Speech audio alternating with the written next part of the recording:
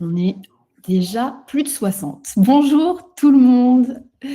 On est très heureux, je suis très heureuse de toutes vous recevoir aujourd'hui, toutes et tous. En ce qui me concerne, donc, je suis Anne-Sophie, je m'occupe de la valorisation de l'impact et des partenariats chez Simplon. Alors pour ceux qui nous découvrent, Simplon, c'est un acteur majeur de l'impact et de l'économie sociale et solidaire qui est spécialisé dans la formation aux compétences et aux métiers du numérique. Alors, je suis très heureuse aujourd'hui de vous retrouver pour ce webinaire qu'on vous propose dans le cadre de notre opération « Elles font la tech ». Hop. Alors, c'est une opération, c'est une série d'événements qu'on anime cette semaine, qui sont des événements en ligne et dans nos territoires. Et ce sont un peu des espaces de découverte, de dialogue et d'orientation pour que chaque femme puisse s'emparer des opportunités offertes dans la tech.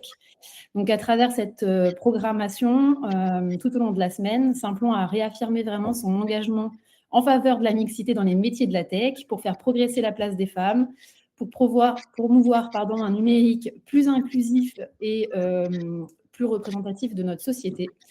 Donc, pour incarner cette ambition, j'ai le plaisir aujourd'hui d'organiser ce webinaire avec Stéphanie Brochot du Cercle des femmes dans la cybersécurité. On a réuni aujourd'hui un plateau d'experts qui ont beaucoup de points communs. Ce sont des femmes. Elles travaillent toutes dans la tech et notamment dans la cybersécurité, le cœur de notre sujet aujourd'hui. Et elles ont toutes un parcours ultra inspirant. Donc, je vais vous présenter dans l'ordre d'apparition. Alors, on n'est peut-être pas dans l'ordre d'apparition à l'écran, mais donc Stéphanie Brochot, déléguée générale du Sepsis. On a parmi nous Gina Julaminez, qui est responsable du programme Chilistech, administratrice ISACA France, et qui a une autre casquette dont elle vous parlera aussi. Laura Godino, notre experte en recrutement, cybersécurité et IA. Anifa Abdelaziz, qui est à mes côtés, notre directrice des systèmes d'information chez Simplon. Et enfin, on a le plaisir d'avoir aussi parmi nous Eva Nasri, experte en technologie de cybersécurité, qui a la particularité d'être une ancienne apprenante Simplon et qui est aussi mentor pour le Sepsis. Donc, j'ai assez parlé. Je vais... Qu'est-ce qui fait défiler les slides? J'aurais dû vous bloquer les accès, mesdames. Je vais laisser la parole à Stéphanie. Stéphanie, peut-être que tu peux te présenter et dire un mot sur le partenariat entre le Sepsis et Simplon, les valeurs que nous partageons ensemble. Oui, bonjour à tous et à toutes. Je suis ravie d'être présent pour cette table ronde et se mettre en lumière notre partenariat avec Simplon.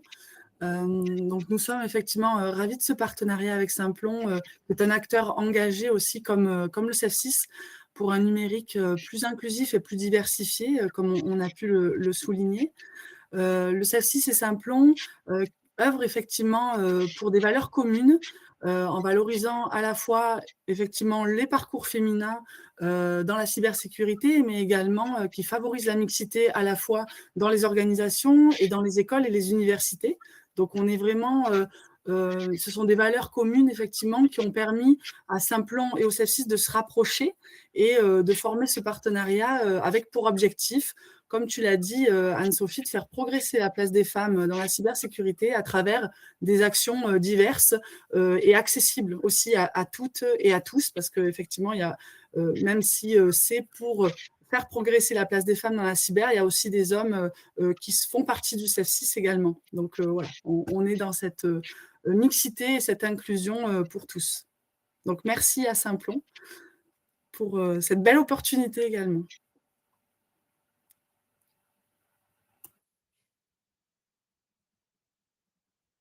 Alors Anne-Sophie, ton micro. Excusez-moi. Vous m'entendez maintenant. Donc, merci beaucoup pour cette introduction, Stéphanie. On va pouvoir lancer maintenant notre échange sur le sujet, ce vaste sujet femmes et cyber, du déclic au leadership. Donc, pour débuter, hop, alors je vais passer ces slides-là. Et pour lancer, je vais donner la parole à Gina. Gina, tu formes, toi, les décideurs de demain à Dauphine. C'est ta deuxième casquette dont tu vas pouvoir nous parler aussi. Et tu pilotes She Leads Tech. Dans ta parution, dans la dernière interview que tu as faite pour le magazine Capital, tu parlais de la mixité comme d'une course contre la montre civilisationnelle. Et ça m'a hyper interpellée. Donc, je voulais voir avec toi, est-ce que tu peux nous partager un panorama où on est en 2026 sur la place des femmes dans la cyber? Que nous dit le baromètre She Leads Tech sur les meilleures pratiques en entreprise? Voilà. Oui, alors merci, alors à mon tour, hein, de remercier Simplon, puis de vous remercier toutes et tous évidemment d'être ici, d'être parmi, à ce webinaire qui représente aussi en tant que tel un vrai, levier dans ce contexte, je dirais, je dis qu'on est à un point de bascule, en fait. Je vais y revenir tout à l'heure, je vais me présenter rapidement. Donc j'ai en effet occupé, alors plus de 15 ans, on va dire un petit peu plus, plus du double. Alors par contre, il ne faut pas me toucher les slides parce que je ne vais pas être contente. Non, arrêtez, j'ai le tournis. Voilà, donc là, laissez-moi mon slide, là, que je puisse savoir ce que je vais raconter dans la suite. Oui, donc j'ai occupé pendant presque plus de 40 ans, des postes, je suis ingénieure en informatique à la base et donc des postes, en effet, qui ont toujours tourné autour du risque SI, y compris responsable cyber chez Sanofi, donc 45 000 personnes sur les affaires industrielles. Vous voyez ce que ça donne? Donc on ne dort pas 3 ans, enfin c'est des choses, voilà. Et donc des postes, à responsabilité, donc avec toutes les problématiques liées à j'allais dire, mon genre, hein, construction, stéréotype de genre. Voilà, donc ce qui m'a évidemment conduit à diriger depuis, 7 ans maintenant cette commission She Leads Tech qui, comme son nom l'indique, pour les femmes qui dirigent la tech. Et donc dont je vais aussi vous parler des initiatives que nous avons aujourd'hui. Donc, après avoir dirigé un certain nombre de départements qui tournaient autour du risque SI et de la cyber, et cetera, j'ai pris la responsabilité de master où j'enseigne à Dauphine en audit et conseil système d'information et je viens d'en créer un là à Dakar en audit conseil, SI et cybersécurité. Ça manquait, il y a quand même 100 heures de cours là-dessus. C'était peut-être un peu dommage de pas le mentionner, avec une vraie volonté de protéger la mixité dès l'entrée, donc d'avoir, pratiquement des quotas sur les femmes. Alors il y a 2 profils, hein, il y a des profils, de jeunes d'étudiantes. Ouais, non, il ne faut pas me tourner les slides. J'y suis pas encore là-dessus. Alors, excusez-moi, je me permets juste, je pense qu'en fait, il y a un accès donné à toutes les participantes et à tous les participants. Donc, si vous pouvez toutes et tous faire attention à ne pas toucher à l'écran quand vous êtes sur l'écran. Ouais, non. Voilà, je pense qu'en fait, il y a un petit bug sur le Livestorm. Il y a quelqu'un qui, du coup, a priori, fait défiler les slides. Je suis désolée, ça doit être un petit bug technique. On a un petit peu peiné à donner l'accès à tout le monde. Si vous pouvez ne pas tester, ça serait super. Merci beaucoup. C'est pire que tout Ouais, je voulais pas. Je me suis dit que ça avait l'air d'être un bug. Bon, j'ai essayé de vous faire entrer sur le. Ouais, ok.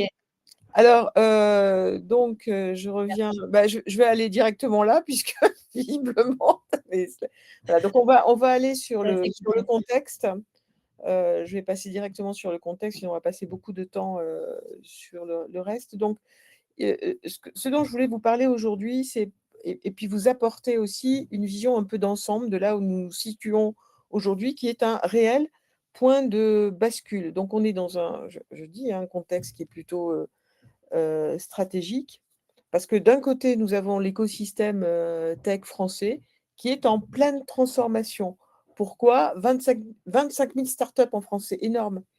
Alors je ne parlerai pas des licornes, hein, mais on a atteint, on a dépassé l'objectif qui était fixé à la French Tech sur les licornes françaises. Donc elles représentent plus d'1 million d'emplois directs et indirects, avec 50 000 emplois qui ont été créés en 2023. Donc, on peut imaginer par les deep tech, on peut imaginer le volume d'emplois que ça pourrait représenter. En parallèle, et vous le savez, on est dans un milieu d'experts, plus de 30% d'augmentation des cyberattaques en Europe, une entreprise sur deux avec une cyberattaque en France. Et en parallèle aussi, alors j'ai dit tout à l'heure, hein, j'enseigne par exemple au conseil d'administration de banque en ce moment autour de DORA, sur les risques SI, sur leur responsabilité sur ce sujet-là, donc toutes les notions de gouvernance, donc renforcement des exigences réglementaires européennes, la directive transparence salariale, qui est plutôt un levier positif d'ailleurs, notion de gouvernance, conformité, NIS 2, DORA et l'IA Act. Et en dernier lieu, dans ce contexte, une accélération de la transformation industrielle liée notamment, on vient de l'évoquer, à la cyber-résilience et aussi aux attendus en matière de décarbonation. Tout ça, sans oublier quelque chose qui est apparu cette année et que l'on a pu identifier et observer au travers du baromètre dont je vous parle tout de suite après, c'est l'effet... Ah, non, pas encore, j'y suis pas encore. Pardon, merci. C'est l'effet d'entraînement de la politique américaine sur l'arrêt des politiques américaines. Et là, c'est Trump qui l'a écrit dans sa politique de sécurité nationale, l'arrêt de la politique américaine en matière de diversité et d'inclusion, arrêt qui avait démarré bien avant avec les grandes de la tech, Apple, etc., qui avaient anticipé un petit peu chez eux. Et cet arrêt de politique a des effets énormes, évidemment, sur notre contexte. Les filiales américaines suivent et celles qui ne sont pas, les entreprises qui ne sont pas filiales veulent faire plaisir à leur premier marché américain. Très bien. Face à ce contexte qui est à la fois extraordinaire, extrêmement porteur, et à la fois compliqué parce qu'on a une politique, on a des facteurs qui bloquent finalement les progrès liés à la diversité. Alors moi, je reviens en arrière, voilà. On a un défi qui est... Non, merci, c'est pas le bon slide. Voilà. On a un défi. Il y a un petit jeu. Bon, alors on va faire sur les slides. Un défi majeur. S'il vous plaît, merci la personne qui touche à la présentation de ne pas y toucher. Je vous ai mis un petit message dans le chat pour vous. Alors, c'est drôle parce qu'on avait peur de ça avec les visios, avec Zoom, vous vous souvenez, avec les intrusions dans Zoom et les prises de contrôle de Zoom. Et en fait, c'est pas Zoom. Là, ouais, je suis désolée. Alors, pour vraiment toutes nos excuses, mais vraiment, il y a eu un souci. C'était soit on démarrait à l'heure et je donnais l'accès à tout le monde. Non, mais pas de voilà. souci. Donc, s'il vous plaît, ne touchez pas à la présentation. Voilà, c'est une petite blague. Donc, le défi majeur, ce sont vraiment les talents féminins, c'est-à-dire nous toutes. Pourquoi ? Parce qu'on a, quand on regarde 7% des adolescentes, et là, c'est encore pire, j'ai encore fait une conférence mardi soir sur ce même sujet. On demande à une classe de jeunes filles qu'est-ce qu'elles veulent faire comme métier. Il n'y en a pas une seule qui voulait aller sur un métier de la tech. Pas une. Donc, quand on dit 7% des adolescents, je pense qu'on est en dessous de la vérité. On est au-dessus, pardon, de la vérité. Donc, 28% de femmes qui s'engagent dans les études d'ingénieurs, mais 3,5 millions de postes cyber non pourvus dans le monde.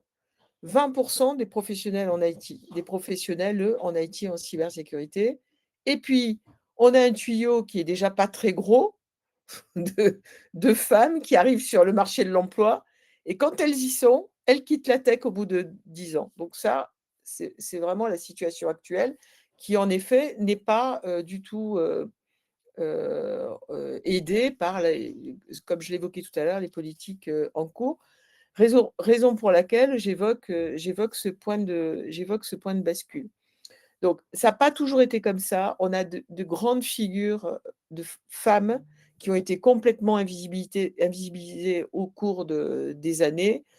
On commencera par Ada Lovelace, etc. Mais on a aussi de grandes figures de femmes en cyber qui ont travaillé sur Enigma, sur le décryptage énigme. On ne les connaît pas, on ne sait pas. Alors quand elles sont là, en plus, elles sont invisibilisées.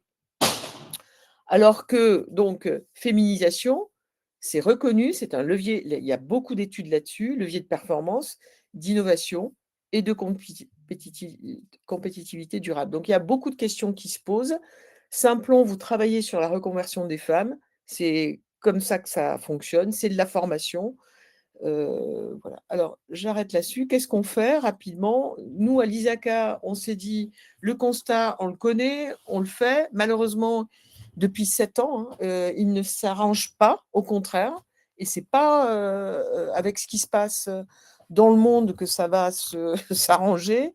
Donc, Chilitstech, initiative d'ISACA. ISACA, c'est une association mondiale qui existe depuis les années 80, qui produit par exemple le COBIT, qui produit un certain nombre de certifications et de référentiels pour un digital de confiance. ISACA France, le chapitre français de l'ISACA, et ISACA France qui s'est approprié cette initiative pour voilà, la déployer avec la culture et aussi pour des raisons de souveraineté, très important, pour des raisons de souveraineté nationale, souveraineté numérique. Alors, nous produisons un certain nombre de choses au-delà de conférences. La première initiative, c'est le baromètre. Le baromètre, il existe depuis 7 ans. Ce baromètre, qu'est-ce que c'est? Ça n'est pas un outil qui mesure. C'est un outil qui collecte les bonnes pratiques, les pratiques des entreprises les plus vertueuses en matière de la place des femmes dans la tech. Pourquoi on a fait ça?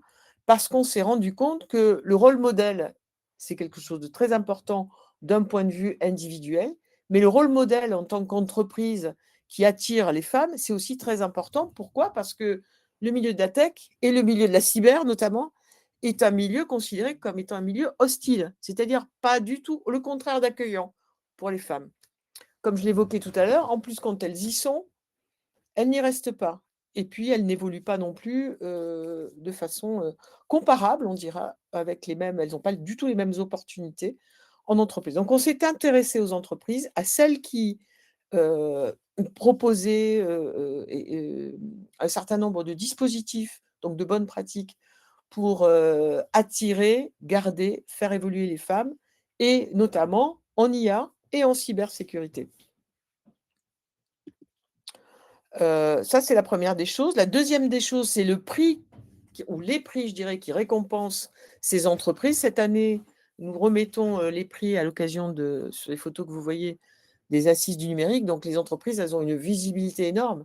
Et celles et ceux qui conduisent ces actions sont aussi, en effet, récompensés, puisque cette année, les assises du numérique se sont déroulées à l'UNESCO. Il y a des milliers de personnes qui participent. Donc, c'est une très grande visibilité. Et nous avons construit le jeu, ce que nous avons appelé le jeu de la mixité, qui permet aux entreprises à la fois de sensibiliser, c'est un jeu, un serious game, qui permet aux entreprises de se sensibiliser, mais aussi de collecter les bonnes pratiques dans le cadre de l'utilisation de ce jeu dans l'entreprise en question. Je vous montre le baromètre rapidement. Donc, 4 grandes catégories, c'est 10 minutes. Donc, le questionnaire pour l'année prochaine a déjà démarré. Vous pouvez scanner le QR code qui est là et participer au baromètre. Vous voyez, c'est des questions assez simples. Les pratiques de recrutement équitable entre les femmes et les hommes, par exemple. Qu'est-ce que vous avez, vous, dans votre entreprise? Est-ce qu'il y en a? Est-ce qu'il n'y en a pas? S'il n'y en a pas, le baromètre vous donne un certain nombre d'exemples, d'éléments qui peuvent être réutilisés dans votre entreprise. Et notamment en cybersécurité et en IA, même chose. Est-ce que vous avez des annonces, par exemple, non genrées? Ça peut être un exemple pour mieux attirer des femmes en cyber. Et je terminerai, je n'ai pas tout à fait fini, voilà. Je terminerai, si vous voulez bien, je ne sais pas si je peux bloquer le slide, non, je ne peux pas, pour vous raconter cette année ce que l'on a pu observer, au-delà de cette absence. Ça s'est matérialisé par une absence des entreprises et filiales américaines qui ne sont pas venues présenter leur politique diversité, c'est grave, hein, c'est grave ce qui se passe. Pourquoi? Parce qu'elles n'en ont plus, et puis qu'elles n'ont pas le droit non plus de communiquer sur ces aspects-là, sur ces dimensions-là. Et je ne rentrerai pas sur les problématiques liées à l'IA, au biais IA. IA aussi pour IA pour la cyber, avec des problématiques de surface d'attaque et surface de défense. Donc, on est là-dessus, on est sur tous ces sujets. On est des gens de la tech, donc on travaille avec nos expertises et nos connaissances aussi pour aider, pour avancer là-dessus. Donc, ce qu'on a pu constater cette année via le baromètre 2026, quand les entreprises s'y mettent, quand elles peuvent le faire, elles ont des dispositifs désormais structurés, mesurables et alignés aux exigences réglementaires. Et pourquoi on dit ça? Parce qu'il y a une exigence réglementaire extrêmement importante qui arrive là, qui est la directive sur la transparence salariale. Et alors vous allez me dire, mais quel est le lien avec ce que vous faites? Eh bien, en fait, c'est très simple. Le lien avec ce que l'on fait, c'est quand les entreprises ont mis en place des bonnes pratiques pour aider les femmes à rester, à les maintenir sur les métiers de la tech ou à les attirer vers les métiers de la tech, c'est largement lié au salaire. La transparence salariale, c'est des annonces ou des recrutements dans lesquels on va offrir les mêmes salaires aux femmes et aux hommes, dans lequel on va donner de la transparence pour qu'elles sachent comment elles peuvent évoluer, ce qu'elles peuvent demander. Voilà. Donc, c'est la raison pour laquelle la première bonne pratique que l'on a identifiée, ce que vous voyez à gauche là sur l'écran, c'est structurer l'égalité salariale et la progression. Ça va servir directement la mise en conformité à la directive d'égalité salariale qui doit être mise en application en juin. Ça les aide directement. En plus, donc c'est réellement vertueux. Ensuite, on a autre chose, deuxième grande observation, c'est prévenir les violences et soutenir les carrières. Je l'évoquais tout à l'heure, milieu de la tech, milieu hostile. Ça part des blagues sexistes et cyber, d'ailleurs, hein, milieu de cyber encore plus. Ça part des blagues sexistes pour aller vers du harcèlement, etc., qui n'est pas toujours simple et qui conduit effectivement à ce que les femmes, nous quittions cet environnement. Et ensuite, la dernière bonne pratique, c'est de cette année, hein, ça n'est pas toujours la même chose tous les ans. Et donc, je vous engage à le lire, le baromètre. Agir sur l'attractivité et l'équilibre de vie, là, on s'est rendu compte aussi que pour la bonne attractivité des jeunes femmes, eh bien, mettre en place, et des jeunes hommes d'ailleurs aussi, mettre en place des dispositifs qui aident en effet à équilibrer cette nouvelle génération, à équilibrer vie professionnelle et vie extra-professionnelle, eh bien, c'était un élément extrêmement important.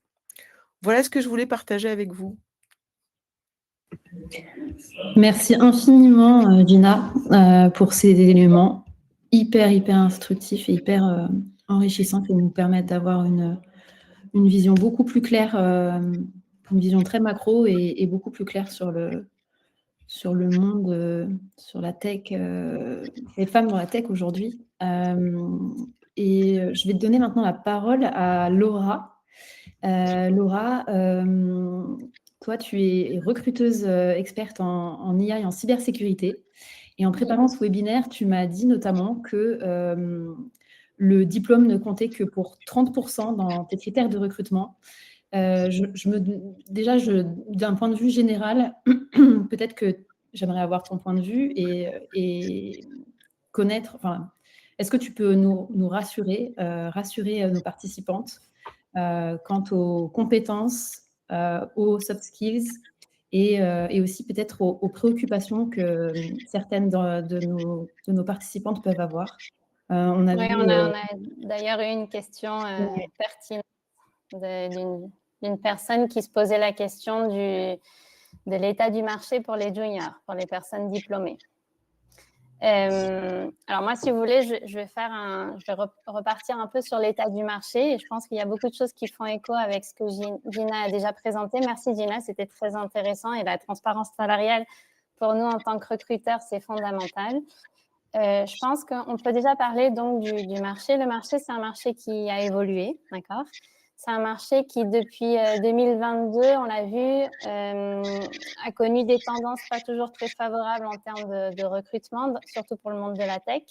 On a eu pas mal de fluctuations, on a un contexte économique et politique qui est assez complexe, d'accord ? Et je pense que dans ce contexte d'incertitude, les entreprises sont arrivées à prendre des positions un peu différentes. Elles deviennent beaucoup plus exigeantes par rapport à la maturité, à l'exigence et à la motivation des candidats. Okay ? Ce qui fait que pour les recruteurs, nous, on est dans un contexte où parfois l'entreprise nous demande un peu le mouton à 5 pattes, prend beaucoup de temps pour prendre ses décisions ou peut même mettre en pause un processus parce qu'il n'a pas trouvé le profil exact similaire à ce qu'il recherche. D'accord ? Dans la question qu'on a reçue, et après je parlerai des soft skills, ça c'est important, je vais y arriver. Dans la question qu'on a reçue, je pense qu'en fait, ça met vraiment en lumière la partie paradoxe du marché cyber. On parle d'abord de pénurie de talents, mais on a forcément des gens qui, de manière totalement légitime, se disent « Pourquoi est-ce qu'on parle de pénurie de talents si moi, en tant que jeune diplômée, je n'arrive pas à trouver du travail dans la cybersécurité ?» C'est-à-dire, je me forme depuis des mois, des années, et sur un secteur qui devrait pouvoir m'accueillir, m'offrir des opportunités, j'ai des difficultés à trouver mon stage, mon alternance ou mon premier emploi. Et je pense que ce qui est important, et là j'ai des petits pouces qui arrivent, donc je pense qu'il y a pas mal de gens qui se reconnaissent, je pense qu'il faut déjà expliquer une certaine réalité qui fait que la pénurie n'est pas forcément là où on la cherche, d'accord ? On n'est pas sur une pénurie de CV, on est vraiment sur une pénurie de profils extrêmement spécialisés, expérimentés, avec des entreprises qui, du coup, cherchent, par exemple, ont du mal à recruter des CISO, des RSSI qui sont très convoités, ont du mal à recruter des pentesters ou des gens d'équipe Red Team, cyberintelligence, cybersécurité industrielle, dans la partie industrielle aussi. Ça, c'est des profils qui sont difficiles à trouver parce qu'il y a peu de gens très, très spécialisés. Mais du coup, sur la partie diplômée, et je ne veux pas que ça génère de frustration, mais c'est la réalité, il y a beaucoup de gens diplômés qui, du coup, recherchent leur premier emploi comme analyste, consultant junior, SOC niveau 1, etc. Donc, pour ces personnes, c'est un peu plus difficile parce qu'il y a plus de monde. En fait, on a vu beaucoup de programmes de formation d'écoles qui ont ouvert des programmes de cybersécurité, ce qui est très, très bien. Mais du coup, la partie demande a un peu diminué. Donc, on est vraiment dans ce paradoxe. Donc, le marché a évolué, mais il n'est pas fermé. Donc, quand je discute avec les jeunes diplômés, avec des jeunes qui recherchent finalement leur première opportunité professionnelle, je leur dis toujours qu'il y a quand même de la place. Ce qui est important, finalement, ce n'est pas tellement le CV, c'est vraiment la posture de la personne. C'est son projet professionnel. D'accord ? Et là, j'espère que toutes les jeunes personnes, hommes, femmes qui nous écoutent vont vraiment prendre en compte les conseils que je vais présenter parce que je pense que c'est un peu la clé pour arriver à s'en sortir. Il faut comprendre que les entreprises recherchent des personnes qui sont curieuses, des personnes qui sont motivées, personnes qui sont proactives, d'accord, qui vont chercher à comprendre ce qu'elles font en parallèle de leurs études ou même en parallèle de leurs recherches, d'accord. Donc moi, en général, ce que je dis, et j'accompagne d'ailleurs des personnes, et là, dans le cadre du CEFSI, ça va être la même chose, et j'en suis ravie, c'est vraiment de dire, premièrement, évitons les CV trop théoriques, trop génériques. C'est vraiment rendre ces compétences visibles. Alors ça fait très recruteur, mais c'est vrai. C'est n'hésitez pas à mettre dans votre CV tous les petits projets que vous avez pu développer de manière très autodidacte, très autonome. Parlez de ce que vous faites sur GitHub, sur TryHackMe, Hack the Box, les CTF auxquels vous avez participé, parce que tout ça, ça met vraiment en lumière vos compétences, votre trajectoire, d'accord ? Ensuite, pour les personnes qui recherchent, je pense que c'est important de bien cibler les entreprises. Et quelles sont les entreprises qui vous intéressent, vers lesquelles vous voulez aller, et éviter vraiment de candidater en masse, c'est-à-dire d'envoyer 50 CV par semaine ou plus à toutes les entreprises disponibles sur des job boards. Il faut essayer vraiment d'aller cibler et de personnaliser son discours. D'accord ? Vous m'entendez bien ?